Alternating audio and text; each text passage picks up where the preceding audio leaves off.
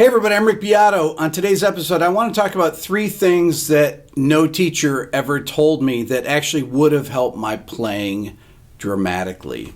One of the things that I realized when I was a beginning player and beginning to improvise is that even on simple progressions, I didn't know what to play because really I didn't know where the notes of the chords were. And it's not just a matter of knowing arpeggios, things like that. It's how to connect the things.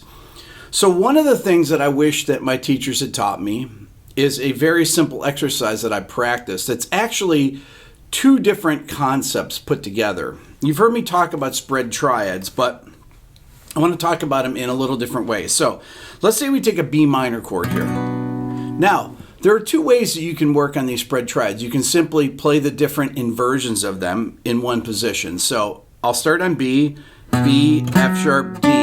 Okay, so spread triad is when you take a close position triad. It's close because if you look at the notes here, they're right in thirds, right? So you get B, D, F sharp, take the middle note, move it up the octave there, and then I'm going to take this note F sharp and replace it for right here and take it out of here. This is a spread triad. So I've taken this D, moved it up the octave, and I moved this F sharp to here. So 1, 5, 3. Okay, 1, 5, flat 3. So B, F sharp, D. And then you go to the next inversion. That would be the next inversion there. So it starts with D, B, F sharp. So first position. The next one. That's off the 5th. So it goes 5th, 3rd, root, right? And then it finishes up here, or if you want to go up here, I would probably go to there. That's roughly in the same position. So then you go backwards. All these shapes are in my Beato book. You can find all these arpeggio shapes to practice them. Now, the next thing is to take the same concept, but play alternating minor and major spread triads off the root, flat 3rd, 5th, and flat 7. Same key, I'm going to play B minor. But then instead of going to this inversion here, the first inversion B minor, I'm going to go to D major, which is the major triad built on the flat 3rd of B minor. It's a completely different sound. Then I'm going to go up to the 5th and play the minor triad. Remember, I'm alternating minor, major, minor. Then I played F sharp minor. Then I'm going to play off the flat 7, A major. So I'm going B minor, D major, F sharp minor, A major. So B, D, F sharp, A. That's a B minor 7th arpeggio. Okay, listen.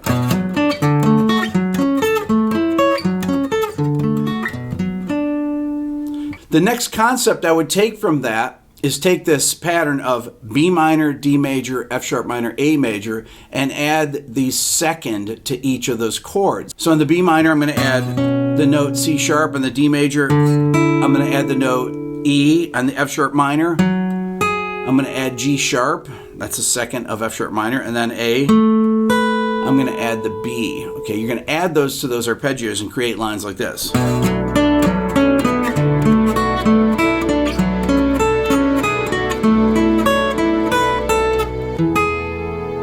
Okay, and I resolved to E major there. Just doing these simple melodic variations on those different triads will show you how to create more interesting melodic lines over a B minor chord. So I'm thinking 4 chords instead of just a straight,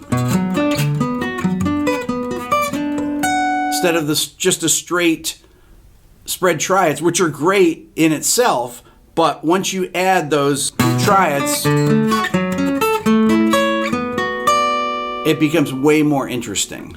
The second thing I wish that a teacher had taught me right from the beginning is how to hybrid pick.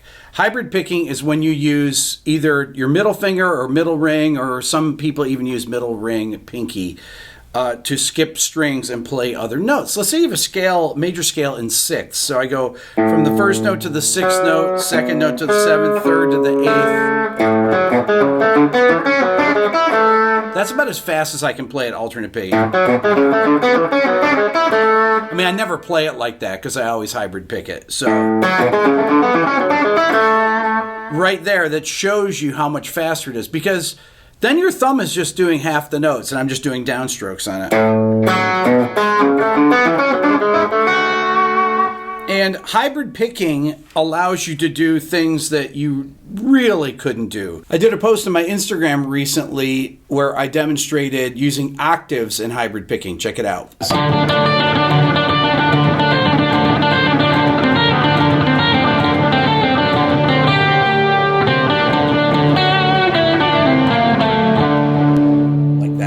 That Instagram post is part of my quick lessons series, which I have probably, 35 different mini lessons on Instagram that you can find on my website. It's part of my Beato book Instagram transcription bundle. Check it out there.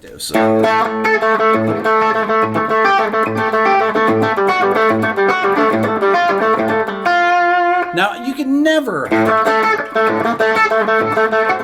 You get tendinitis if you do that. It's almost impossible to do that. But to hybrid pick it...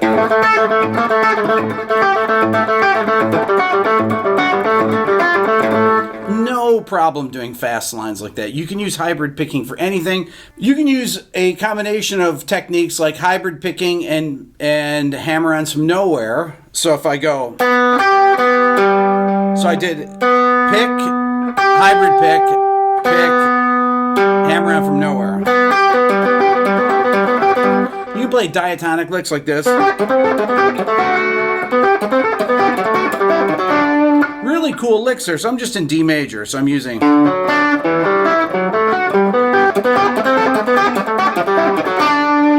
Really, really cool and impossible to play. Impossible to play with alternate picking.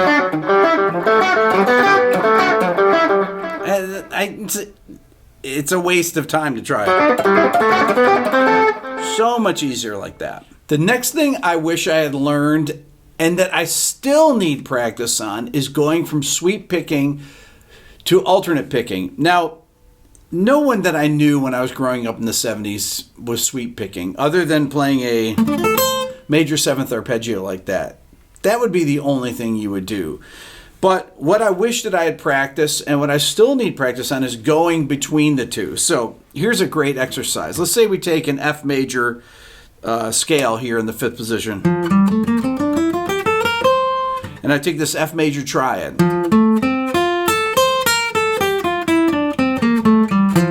So I start with a downstroke sweep picking, and then right into alternate. And you're back to a downstroke there.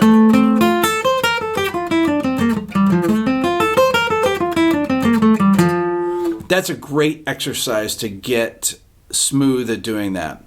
The next thing to do is to practice it in minor. So it's a slightly different scale. So I'm going to use F minor.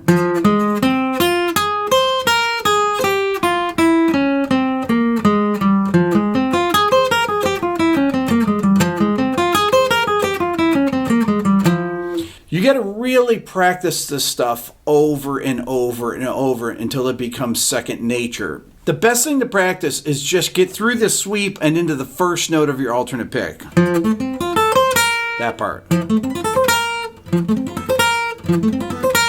That's really, once you can get that mastered, you can get through the rest of it. But just getting that turnaround. And getting through the turnaround in minor is even harder because of the stretch.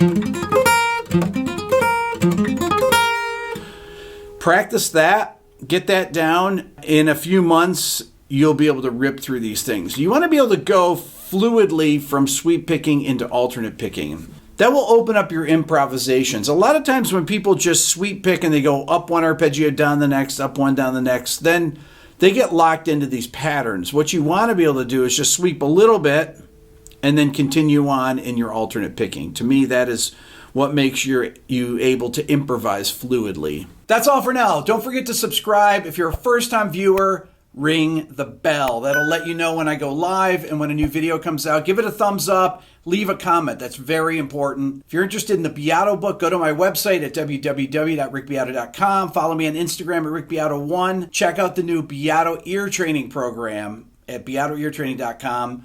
And if you want to support the channel even more, think about becoming a member of the Beato Club. Thanks for watching.